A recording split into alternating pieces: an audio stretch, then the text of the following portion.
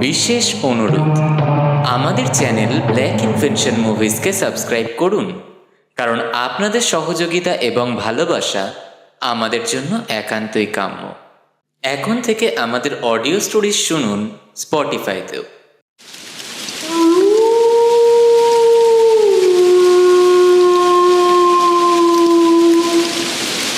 Black Invention.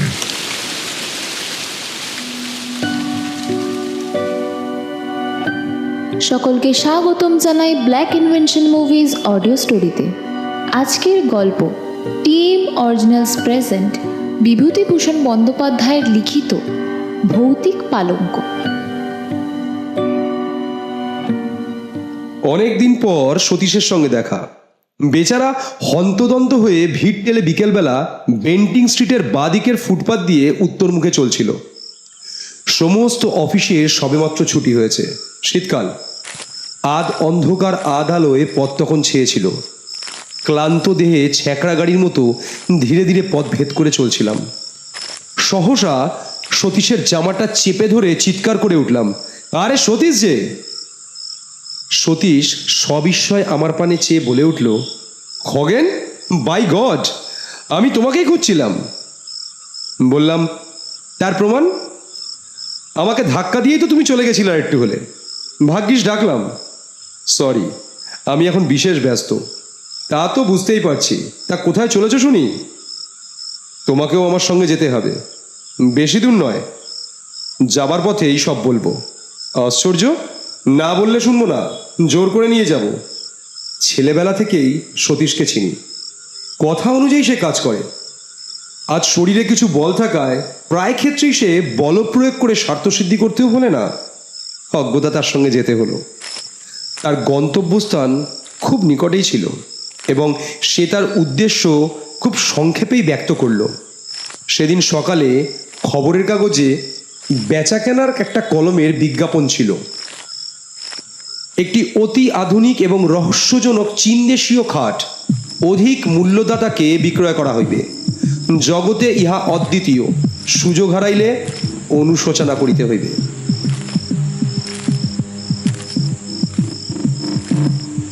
Satish তার pocket থেকে বিজ্ঞাপনটি বার করে বলল, পড়ো। বুঝলাম। তার রহস্যজনক শব্দটার মানে কি? ওইটাই তো আমায় ভাবিয়ে তুলেছে। কোনো হদিশ করে উঠতে পারছি না। সতীশ চলছিল রাস্তার নাম দেখতে দেখতে। হঠাৎ সে লাফিয়ে উঠল, পেয়েছি, এই গলি। সন্ধ্যার স্তিমিত আলোকে সেই গলির পানে তাকিয়ে আমার সারা শরীরে কেন জানি না এক প্রকার শিহরণ জাগল। চীনাপল্লীর চীনা আবহাওয়ায় রহস্যজনক খাট। সতীশের হাতটা ধরে বললাম, খাটে কাজ নেই সতীশ, চলো ফিরে যাই। আমার বাঙালি খাট বেঁচে থাকুক। সতীশ প্রবল বেগে এক ঝাঁকানি দিয়ে বলে উঠল, ভীতু কোথাকার, এতটা এগিয়ে এসে কখনো ফেরা যাবে না।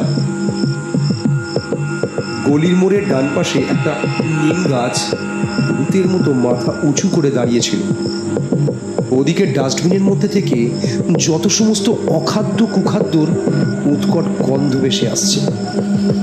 অন্নপ্রাশনের ভাত যেন ঠিকরে পার হয়ে আসতে চাইল এই অসহ্য যন্ত্রণা। নাকে রুমাল চাপা দিয়ে কোনো গতিকে পথ চলতে লাগলাম। একটা দমকা বাতাস বিভ্রান্ত হয়ে আচমকাই দক্ষিণ দিক থেকে ভেসে এসে আমাদের শরীরে যেন আঁচড় খেয়ে পড়ল। মাথার উপর দিকে কয়েকটা বাদুড় ডানার শব্দ করে উঠতে লাগলো। দুটো অভিভাবকহীন কুকুর এই অনধিকার প্রবেশকারীদের পানে চেয়ে বিশ্রী সুরে অভিযোগ করতে লাগলো। পথে আর জনমানবের চিহ্ন পর্যন্ত ছিল না। পাশে একটা চীনা ডাক্তারের বহু পুরাতন সাইনবোর্ড। তার উপরকার নরকঙ্কালের ছবিটি প্রায় জীর্ণপ্রায়। কোথা থেকে একটা পিয়ানোর অস্পষ্ট সুর ভেসে আসছিল। শীঘ্রই আমরা আমাদের নির্দিষ্ট গৃহে এসে পৌঁছালাম। অমন বাড়ি আমি আর জীবনে দেখিনি। ইট বার করা পঙ্গু প্রায় বহু প্রাচীনকালের সাক্ষ্য নিয়ে দাঁত বার করে দাঁড়িয়ে আছে। হয়তো নবাব আলীবর্দী খাঁর আমলের এই বাড়ির ভিত্তি স্থাপন হয়েছিল। ভাঙা ফটক দিয়ে অতি সন্তর্পণে ভেতরে প্রবেশ করলাম। বাড়ির ভিতরে গিয়ে আমি অবাক হয়ে গেলাম, এত লোক এখানে কোথা থেকে এলো? যে নির্জন নিস্তব্ধ গলি আমরা পেছনে ফেলে আসলাম, সেখানে তো কারুর ছায়া পর্যন্ত খুঁজে পাইনি। ভৌতিক কাণ্ড নাকি? সকলের মুখেই কৌতূহলের ছাপ বর্তমান। নানা জাতির লোক সেখানে সমবেত হয়েছিল। এতগুলি লোক, কিন্তু কারোর মুখে একটি কথা পর্যন্ত নেই। ছুঁচ পড়লে পর্যন্ত তার শব্দ শোনা যায়।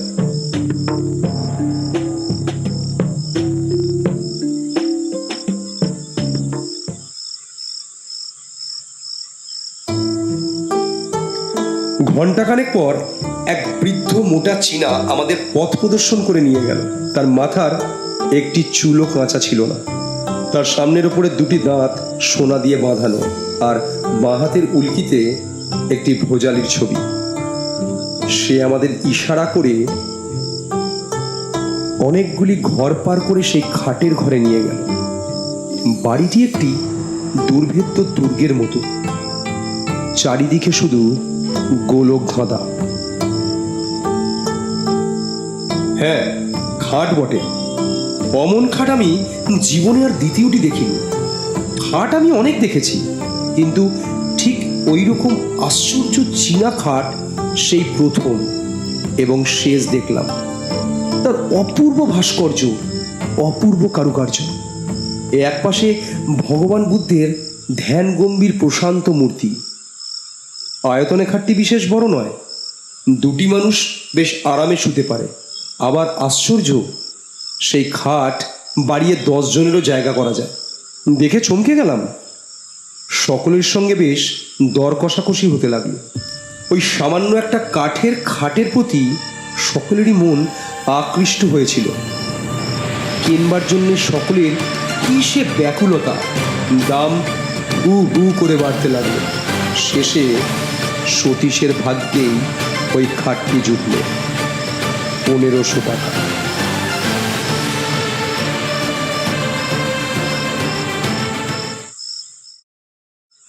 সেই খাট নিয়ে বাড়ি ফিরতে সতীশের প্রায় 10টা বাজলো। যে দেখলো সেই বলল, চমৎকার। সেখান থেকে খাওয়া দাওয়া করে আমি বাড়ি গেলাম। সতীশ বলল, আবার এসো, নেমন্তন্ন রইল। তথাস্তু বলে চলে এলাম। আমি যাবার আগেই পরের দিন সকালে সতীশ এসে হাজির। উস্কো খুস্কো চুল, মুখ শুকনো, চোখ দুটো জবা ফুলের মতো লাল। দুর্ভাবনায় আর দুশ্চিন্তায় হয়তো সারা রাত্রি ঘুম হয়নি। আমি সবিস্ময়ে প্রশ্ন করলাম, আরে ব্যাপার কি?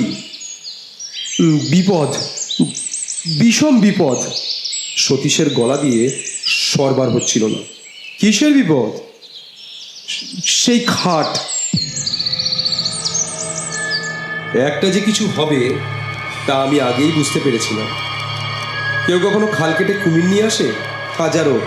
ওটা এক রহস্যজনক খাট। পূর্বরাত্রের ঘটনা সে সবিস্তারে বর্ণনা করে গেল। সারা রাত্রি সে ঘুমোতে পারেনি। ওই খাটের ওপর সে শুয়েছিল। হঠাৎ মধ্যরাত্রে তার মনে হলো কি যেন খাটটা নাড়াচ্ছে। উঠে সুইচ টিপে আলো জ্বেলে দেখল, না, খাট তো ঠিকই আছে। আবার শুয়ে পড়ল, আর খানিক পরেই ঘুম ভেঙে গেল।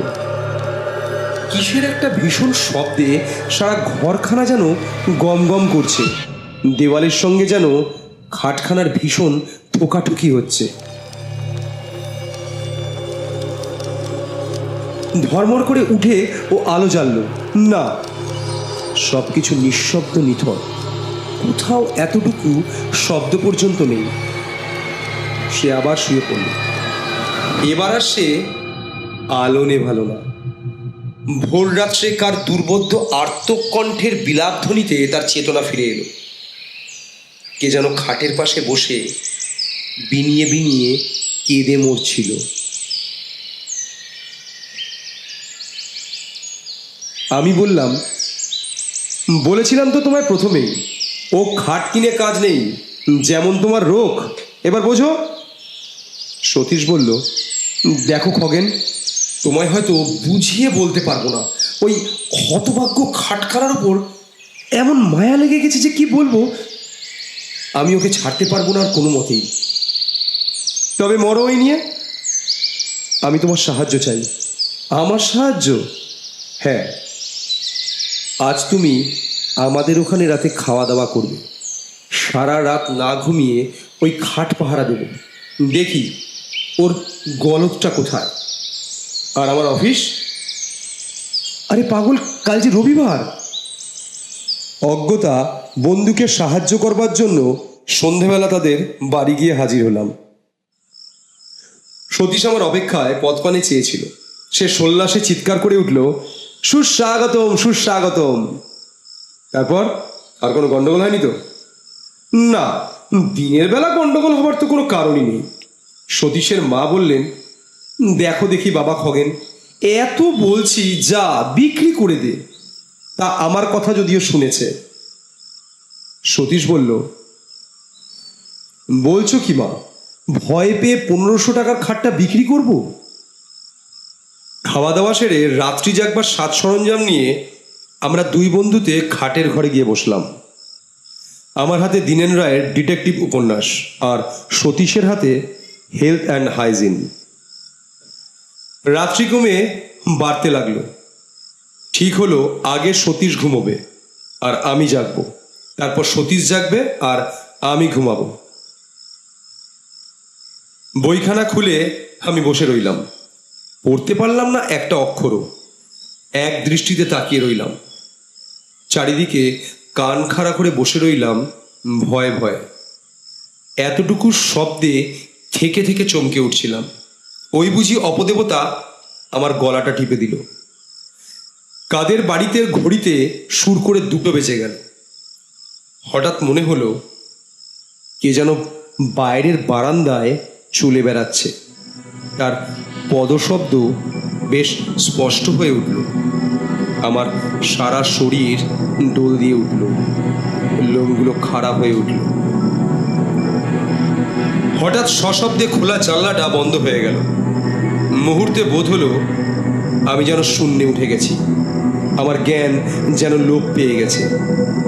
আমি মৃত না জীবিত তাও ঘোর সন্দেহের বিষয় হয়ে উঠল। আমি সভয়ে ডেকে উঠলাম, সতীশ, সতীশ।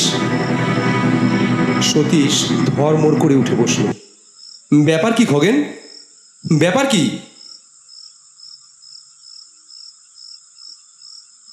ভয়ে ও বিস্ময়ে আমার মুখ দিয়ে কোনো কথা বেরোলো না। সতীশ আমার 2 কাঁধে হাত দিয়ে নাড়া দিয়ে ডাকলো, খগেন, খগেন। আমি আঙুল দিয়ে কপালের ঘাম মুছে বললাম, ওহ, যা ভয় পেয়েছিলাম তা তো বুঝতেই পারছি। যাক, আর তোমায় জাগতে হবে না, তুমি ঘুমাও, আমি জেগে বসে আছি। না, আমারও ঘুমিয়ে কাজ নেই। আর তাছাড়া ঘুমও আমার হবে না আদৌ। ভীতু কোথাকার। তারপর ভীতু আমি ও সতীশ দেওয়ালে ঠেসান দিয়ে বসে রইলাম। আমরা দুজনেই নিঃশব্দে জেগে রইলাম। কেউই একটা কথাও কইলাম না। আমি খোলা জানলা দিয়ে বাইরের টুকরো আকাশের পানে এক দৃষ্টে তাকিয়ে রইলাম। অসংখ্য তারকা মিটমিট করে জ্বলছিল। বোধ হলো তারা যেন আমাদের বিপদে ফিক ফিক করে হাসছে। আমরা চুপটি করে বসে আছি। এমন সময় হঠাৎ ইলেকট্রিকের আলো দপ করে নিভে গেল। আমরা সমস্বরে বলে উঠলাম, কে? বোধ হলো কে যেন মেন সুইচ বন্ধ করে দিয়েছে। হঠাৎ এক উৎকট হাসিতে সারা ঘর ভরে উঠল। অমন হাসি আমি জীবনে কাউকে হাসতে দেখিনি। হাসি যেন আর শেষই হতে চায় না। সে কি বিকট শব্দ!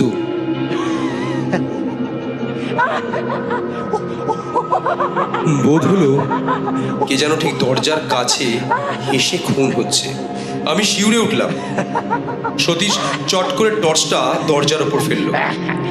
তাতে হিতে বিপরীত হলো। বোধ হলো কে যেন দরজার ঠিক বিপরীত দিকে জানলাটার ধারে বসে আর্তকণ্ঠে বিনিয়ে বিনিয়ে কেঁদে মরছে। তার কান্নার কোনো ভাষা খুঁজে পেলাম না, কেবল একটা করুণ সুর সারা ঘরময় ঘুরে ঘুরে মরতে লাগলো।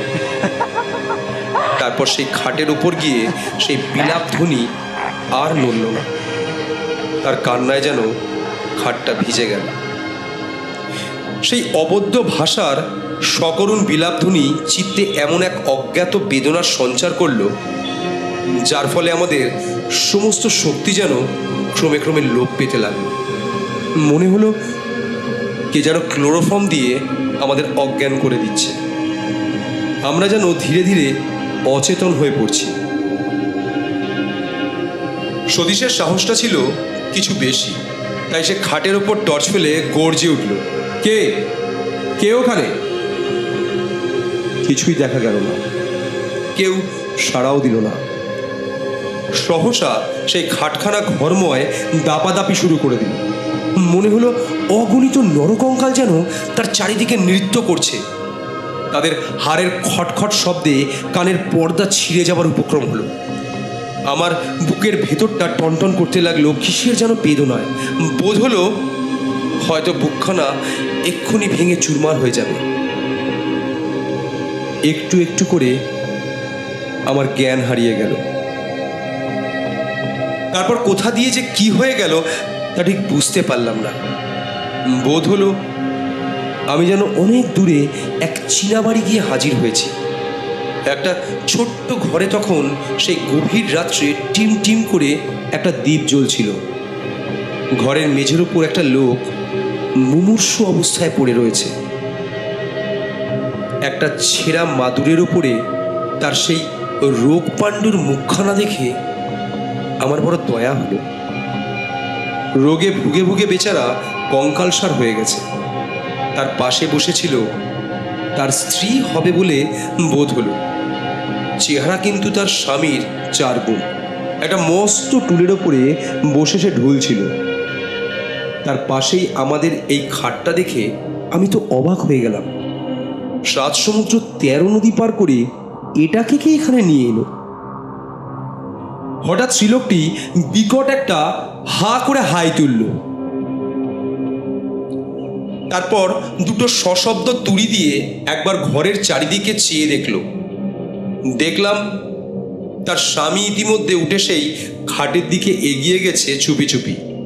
চকিতে ক্রুদ্ধা বাঘিনীর মতো তার স্ত্রীটাকে জোর করে খাট থেকে নামিয়ে বিছানায় ফেলে দিল।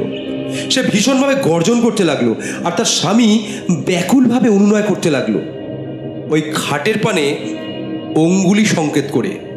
বোধ হলো সে চায় খাটে উঠতে, কিন্তু তার স্ত্রী তাকে কিছুতেই উঠতে দেবে না। উত্তেজনায় কাঁচতে কাঁচতে তার মুখ দিয়ে এক ঝলক রক্ত বেরিয়ে এলো। আমি শিউরে উঠলাম।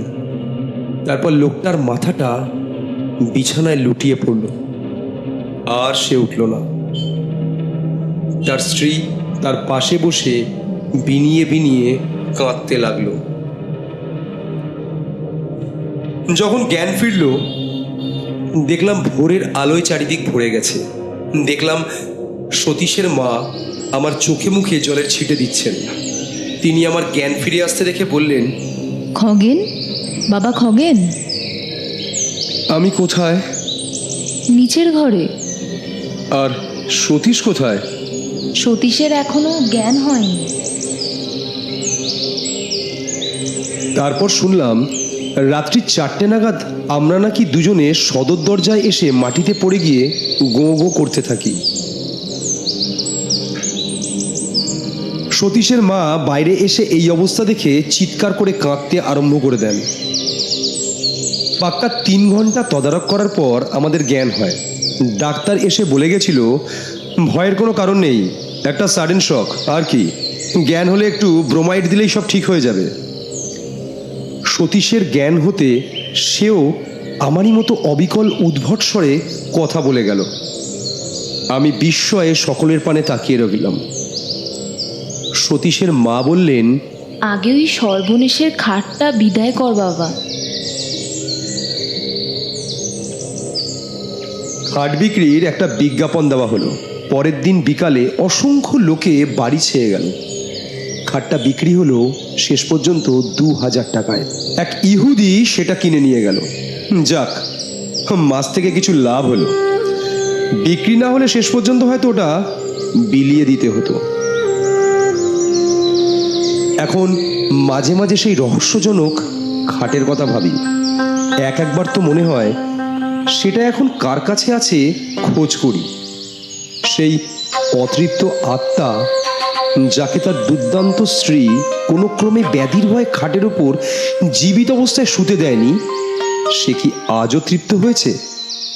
না, এখনো সে ওই খাটের পিছনেই হয়তো প্রতি রাত্রে ঘুরে ঘুরে মরে, হয়তো কাউকে ওর ওপর শুতে দেবে না বলে।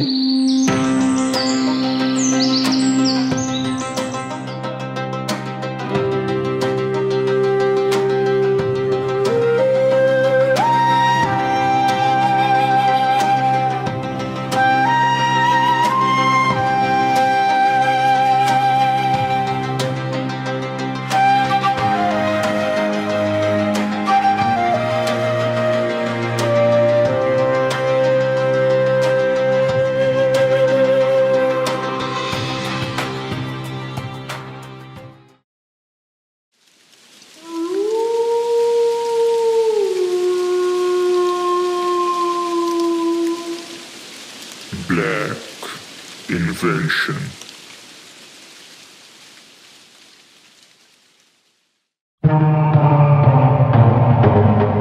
বিশেষ অনুরোধ, আমাদের চ্যানেল ব্ল্যাক ইনভেনশন মুভিজকে সাবস্ক্রাইব করুন, কারণ আপনাদের সহযোগিতা এবং ভালোবাসা আমাদের জন্য একান্তই কাম্য।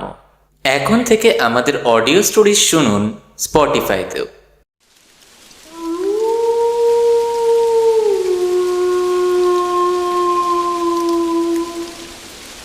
Black Invention.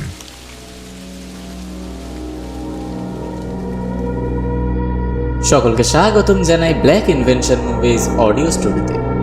আজকের গল্প টিএম অরিজিনালস প্রেজেন্টস বিভূতিভূষণ বন্দ্যোপাধ্যায়ের লিখিত কাশী কবিরাজের গল্প।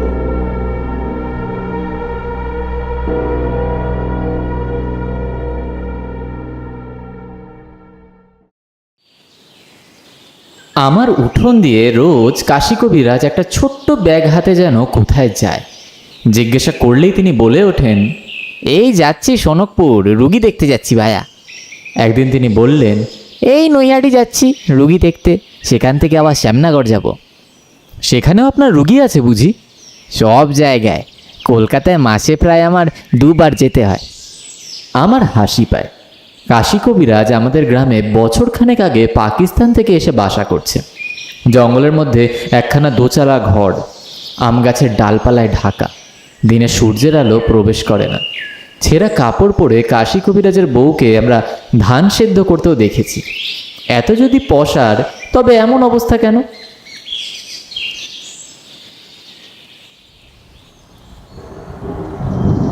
একদিন আষাঢ় মাসের মাঝামাঝি আকাশে ঘন মেঘ এসে জমল।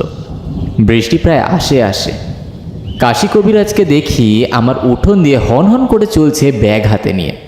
আমি ডেকে বললাম, ও কবিরাজ মশাই, শুনুন। তা বলি, কোথায় চললেন? বৃষ্টি তো আসছে। কাশী কবিরাজ আমার চণ্ডী মণ্ডপে এসে উঠে বসল। তিনি বলে উঠলেন, একটু রানাঘাট যেতাম, এই ট্রেনেই। রুগী ছিল একটা। কে রোগী? একজন মাদ্রাজি, পা ফুলে বিরাট হয়েছে। সব ডাক্তারে জবাব দিয়েছে, 3 বার 100 করতে গিয়েল। আমি বলেছি, ওসব 100 টেকশোরা আমার সঙ্গে লাগবো না, আমার মুখই 100। আমার হাসি পেল। নিজের যদি অতই গুণ, তবে দোচালায় বাস করে কেন? জঙ্গলের মধ্যে, তাও আবার। লম্বা লম্বা কথা বললে কি লোক তোমাকে বড় কবিরাজ ভাববে? একটু চা খান দাদা। তা খাওয়াও ভাই, বৃষ্টি এলো, একটু বসেই যাই। আপনার পসার তাহলে বেশ বেড়েছে, তাই না? বাড়বে কি ভায়া, বরাবর আছে। আমার তান্ত্রিক কবিরাজি, যে কেউ সারাতে পারবে না, তা আমি সারাবো। বলেন কি? এই জন্যই তো আমার পসার, শুধু ঝাড়ানো কারানো। ঝাড়িয়ে রোগ সারিয়েছেন? আরে পাগল বলে কি, বড় বড় রোগ ঝাড়িয়েছি, সারিয়েছি। বটে?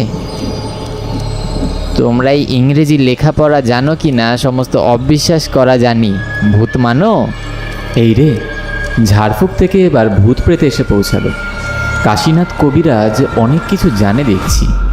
আমি বলে উঠলাম, যদি বলি মানি না, তা তো বলবাই। ইংরাজি পড়াতে তোমাদের ইহকালও গিয়েছে, পরকালও গিয়েছে। রাগ করো না ভায়া, যা সত্যি তাই বললাম। চা এসেছে? তাহলে একটা গল্প শোনো, বলি, আমার নিজের চোখে দেখা। খুব বৃষ্টি এসে পড়ল, চারিদিক অন্ধকার করে এল। কাশীনাথ কবিরাজ তার গল্প আরম্ভ করল। কাশীনাথ কবিরাজ তান্ত্রিক মতে চিকিৎসা করে বলে অনেক দূর দূর থেকে তার ডাক আসে। আজ বছর 10 আগে হরিহরপুরে জমিদার শিবচন্দ্র মুখুজ্জের বাড়ি থেকে তার ছেলের চিকিৎসার জন্য কাশীনাথের ডাক এলো। আমি বললাম, আগে কখনো সেখানে গিয়েছিলেন আপনি? না। তো নাম জানতেন? খুব। আমাদের ওদেশে হরিহরপুরের জমিদারের নাম খুব প্রসিদ্ধ। যখন গিয়ে পৌঁছালেন তখন তাও বেলা কত? সন্ধ্যের কিছু আগে। তারপর শোনো। কাশীনাথ ওদের বাড়ি দেখে অবাক হয়ে গেল। সেকেলে নাম করা জমিদার, মস্ত বড় দেউরি, 2-3 মহল বাড়ি। দেউরির পাশে বৈঠকখানা ঘর, তার পাশে একটা বড় বারান্দা, ওদিকে ঠাকুর দালান, বাইরে রাসমঞ্চ এবং দোলমঞ্চ। তবে এসবই ভগ্নপ্রায়। পূর্বের সমৃদ্ধি ঘোষণা করে দাঁড়িয়ে আছে মাত্র বড় বড় বট অশ্বত্থের গাছ গজিয়েছে বাড়ির গায়ে। মন্দিরের চূড়োর ফাটলে বন্য শালিখের গর্ত, কাঠবিড়ালির বাসা, সামনে বড় একটা আধমজা দিঘি পানায় ভর্তি। সন্ধ্যের কিছু আগে সে মস্ত বড় পুরনো ভাঙা বাড়ি দেখে কাশীনাথের মনে কেমন এক অপূর্ব ভাব হল। আমি বলে উঠলাম, তা কি ভাব? সে তোমারে বলতে পারি না ভাইয়া। ভয়ও না, আবার আনন্দও না। কেমন যেন মানে হলো, এ বড্ড অপয়া বাড়ি। এ ভিটেতে পা না দেওয়াই ভালো আমার পক্ষে। তোমার হবে না, কিন্তু আমার হয় বাপু এমনি। অন্য কোথাও হয়েছে আপনার এরকম? আরও 2-1বার হয়েছে এমনি, কিন্তু সে কথা এখন আনবার দরকার নেই। তারপর বলি, শোনো না। তারপর কাশী কবিরাজ সেখানে গিয়ে রোগী দেখল। 10 বৎসর বয়সের একটি ছেলের টাইফয়েড জ্বর, খুব সংকটাপন্ন অবস্থা। কাশী কবিরাজ গিয়ে তান্ত্রিক প্রণালীতে ঝাড়ফুঁক করে শেকড় বাকড়ের ওষুধ বেটে খাওয়ালো। রোগী কথঞ্চিত সুস্থ হয়ে উঠল। অনেক রাত্রে কাশী খাওয়া দাওয়া সেরে দেউরির পাশে বৈঠকখানা ঘরে এসে বসল এবং তিনি দেখল সেখানে তার জন্য শয্যা প্রস্তুত। উৎকৃষ্ট শয্যা, দামি নেটের মশারি, কাঁসার গেলাসে জল ঢাকা আছে, ডিবের বাটিতে পান, সব ব্যবস্থা অতি পরিপাটি। আমি বলে উঠলাম, বড় লোকের বাড়ির বন্দোবস্ত। হাজার হোক, বনেদি ঘর তো, যতই অবস্থা খারাপ হোক, পুরোনা চলন যাবে কোথায়? তারপর কাশী কবিরাজ বেশিক্ষণ শোয়নি। এমন সময় সে দেখল ঘোমটা পড়া একটি বউ হনহন করে মাঠের দিক থেকে এসে দেউরির মধ্যে দিয়ে জমিদার বাড়িতে ঢুকছে। কাশী খুব আশ্চর্য হয়ে গেল। এত রাত্রে বাইরের মাঠ থেকে এসে বাড়ি ঢুকলো কে? ভদ্রলোকের ঘরে সুন্দরী বধূ বললেই মনে হলো। যতটুকু দেখেছে তা থেকে যাক, সে এসেছে কবিরাজি করতে, অত শত খোঁজ তার দরকার নেই।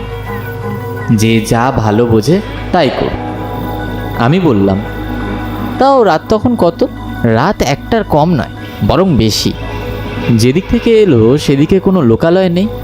না মশাই, ফাঁকা মাঠ অনেকখানি পর্যন্ত। তারপর কোদালে নদী, আর কোদালে নদীতে গরমকালে জল থাকে না, হেঁটে পারও হওয়া যায়। তার ওপারে বলরামপুর গ্রাম। আপনি কি করে বুঝলেন ভদ্রবংশের মেয়ে? হাতে পায়ে যতটুকু খোলা ধবধবে ফর্সা, আধজ্যোৎস্না রাত, আমি দিব্যি টের পাচ্ছি।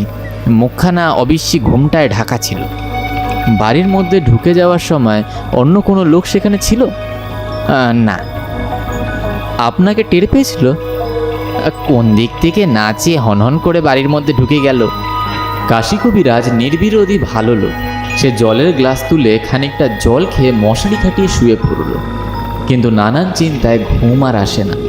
বিছানায় শুয়ে এক পাশ এপাশ ওপাশ করতে লাগে। লোকে বাড়িতে চিকিৎসক ডাকে, ঘুমাবার জন্যে না। কাশী কবিরাজ অভিজ্ঞ লোক, দায়িত্ববোধ তার যথেষ্ট। সে অবস্থায় তার চোখ ঘুম আসে কী করে?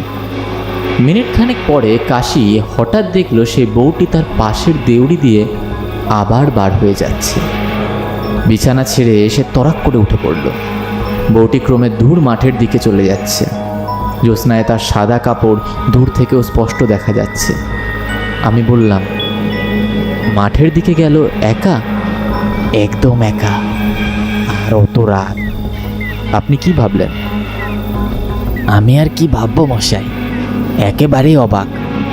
এত রাত্রে একটি সুন্দরী মেয়ে এমন ভাবে যে নির্জন মাঠের দিকে চলে যেতে পারে, তা কখনো তো আমি দেখিও নি। কাশী কবিরাজ 7-5 ভাবছে। এমন সময় বাড়ির মধ্যে একজন ছুটে এসে বললে, শিগগিরই আসুন, কবিরাজ মশাই, রোগী কেমন করছে। কাশী গিয়ে দেখে রোগীর অবস্থা সত্যিই খারাপ, কিন্তু হঠাৎ এত খারাপ হওয়ার তো কথাই নয়। যা হোক তখনকার মতো ব্যবস্থা করতে হলো। অনেকক্ষণ খাটুনির পরে রোগী খানিকটা সামলে উঠল। তখন আবার এসে শুয়ে পড়ল কাশীনাথ বাইরের দেউড়ির ঘরে। পরের দিনমান রোগীর অবস্থা ক্রমশ ভালোর দিকে চলল। জমিদার বাবুর মন বেশ ভালো। প্রথম দিন বড়ই যেন মশরে পড়েছিলেন। এমনকি কবিরাজের সঙ্গে বসে দুপুরের পর খানিকক্ষণ পাশাও খেললেন। কবিরাজকে তাদের বড় দিঘিতে একদিন মাছ ধরতে যাওয়ার আমন্ত্রণও জানালেন। খাওয়ার ব্যবস্থা দুপুরে বেশ ভালোই হলো। মাছের মুড়ো, দই, দুধ, সন্দেশ ইত্যাদি ইত্যাদি। কবিরাজ খুব খুশি, জমিদারবাবু বেশ প্রফুল্ল। সেই রাত্রে একটা আশ্চর্য ঘটনা ঘটল। এমন ধরনের ব্যাপার কাশী কবিরাজ কখনো কল্পনাও করতে পারেনি। রোগীর অবস্থা ভালো থাকার দরুন সেদিন আর বেশি খাটুনি ছিল না ওর। সকাল সকাল খেয়ে দিয়ে শয্যা আশ্রয় করলো, কিন্তু ঘুম আসতে দেরি হতে লাগলো তার। কোথাকার ঘড়িতে একটা বেজে গেল ঢং করে। ঠিক সেই সময় দেখলো কাশী কবিরাজ সে ঘুমটা পড়া বউটি দেউড়ি দিয়ে ঢুকে অন্দরের দিকে চলেছে। বলতে কি কাশী কবিরাজ বড় বিস্ময় বোধ হলো। কি সাহস মেয়েটার! এত রাতে মাঠের মধ্যে দিয়ে চলে আসতে ভয়ও কি করে না তার? মিনিট 15 কেটে গেল, কি 20 মিনিট। তারপর কাশী কবিরাজকে আশ্চর্য স্তম্ভিত করে দিয়ে সেই বউটি ওর ঘরে এসে ঢুকলো। আমি বললাম, আপনার ঘর? হ্যাঁ, একেবারে আমার সামনে। ঘরে আলো ছিল? বাড়িতে রোগী থাকার দরুন আমার ঘরে সারা রাতেই একটা হ্যারিকেন জ্বলে। ঘরে ঢুকে মেয়েটি মুখের ঘুমটা অনেকখানি তুলে কবিরাজের দিকে চাইল। বেশ সুন্দরী মহিলা, দেখলে যেন সম্ভ্রমের উদ্রেক হয়, এমনই চেহারা তার। কাশী কবিরাজকে তিনি বললেন, তুমি এখানে থেকো না, চলে যাও এখান থেকে। বিস্মিত ও স্তম্ভিত কাশী কবিরাজ মেয়েটির মুখের দিকে চেয়ে বলল, আপনি কে মা? আমি যেই হই, তুমি এখান থেকে যাবে কিনা? মা, আমি চিকিৎসক, রুগী দেখতে এসেছি। আমার কাজ না সেরে আমি কি করে যাব? তুমি এই রোগী বাঁচাতে পারবে না। কাল সকালে তুমি চলে যাও এখান থেকে। আপনি কি করে জানলেন যে রুগী বাঁচবে না? আমি ওর মা, ওর সৎ মা ওকে খুব কষ্ট দিচ্ছে। সে কষ্ট আমি দেখতে পাচ্ছি না। আমি ওকে নিয়ে যেতে এসেছি, নিয়ে যাবই। আমি ওকে কিছুতেই রাখতে পারবো না। কাশীনাথ কবিরাজ তখনও ব্যাপারটা ঠিক যেন বুঝে উঠতে পারেনি। সে আমতা আমতা করে বললেন, আপনি কোথায় থাকেন? আমি মারা যাওয়ার পরে আজ 4 বছর হলো ওর বাবা আবার বিয়ে করেছে। আমার এই সতীন ওকে বড় কষ্ট দিচ্ছে। আমি সেখানে শান্তিতে থাকতে পারি না। খোকা আপন মনে কাঁদে, আমি শুনতে পাই। আমি ওকে নিয়ে যাবই।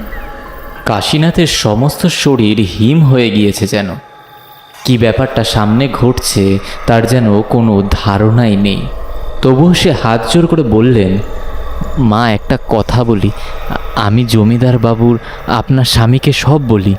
তিনি তার ছেলেকে বড় ভালোবাসেন, ছেলেটিকে আপনি নিয়ে গেলে তার কি অবস্থা হবে সেটা তো আপনার বিবেচনা করা উচিত। বউটি বললেন, তার এ পক্ষের ছেলে মেয়ে হবে, তাদের নিয়ে থাকবেন তিনি। ও কথা বলবেন না মা, আপনি তার কথা চিন্তা না করলে কে চিন্তা করবে? সব দিকে বুঝুন, তার কথা ভাবতে হবে আপনাকেই। আমি আজই সব বলছি তাকে, তাও খোলাখুলিভাবে। যদি তিনি তার এ পক্ষের স্ত্রীকে বলে ছেলেটির ওপর অত্যাচার নিবারণ করতে পারেন, তবে আপনি আমাকে কথা দিন ছেলেটিকে আপনি নিয়ে যাবেন না। আমি সে চেষ্টা করি মা। করো। এরূপ কথা বলে মূর্তিটা অদৃশ্য হলো না, কিন্তু ঘর থেকে বার হয়ে দেউড়ি দিয়ে বার হয়ে মাঠের দিকে চলে গিয়ে নিশীথ রাত্রের শুভ্র জ্যোৎস্নার কুয়াশায় মিশে গেল। আমি জিজ্ঞেস করলাম, বলেন কি? হ্যাঁ মশাই। আচ্ছা, এ মূর্তির কোনো অংশ অস্পষ্ট নয়? দিব্যি মানুষের মতো, কোনো অস্বাভাবিক নেই কোথাও। কথাবার্তা বললাম, আমার কোনো ভয় হলো না। একজন ভদ্রমহিলার সঙ্গে কথা বলছি তেমনি মনেই হলো। মূর্তিটি অদৃশ্য হওয়ার খানিক পরেই বাড়ির মধ্যে থেকে কাশিকে ডাকতে এলো। রোগীর অবস্থা খুব খারাপ, অথচ সমস্ত দিন এমন ভালো ছিল। তখনকার মতো সুব্যবস্থা করে ভোরের দিকে কাশী কবিরাজ জমিদারবাবুকে বললেন, আপনার সঙ্গে আমার একটু কথা আছে, বাইরে চলুন তো। আমি বললাম, বাইরে এসে সব কথা বললেন নাকি? হ্যাঁ, গোড়ার থেকে বললাম। এই আপনি যেখানে দাঁড়িয়ে আছেন, আপনার প্রথম পক্ষের স্ত্রী কিছুক্ষণ আগে সেখানে দাঁড়িয়েছিলেন।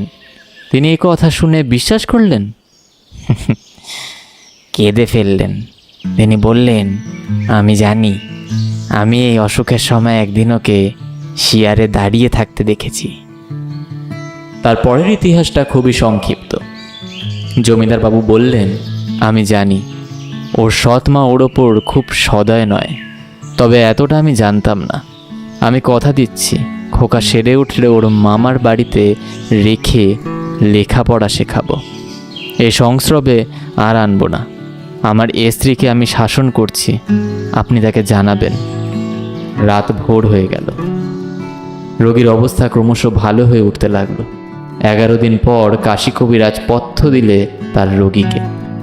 আমি বললাম, তাহলে কি ওর মাকে আর দেখেননি? আসেননি আর আপনার কাছে? আর আসেননি।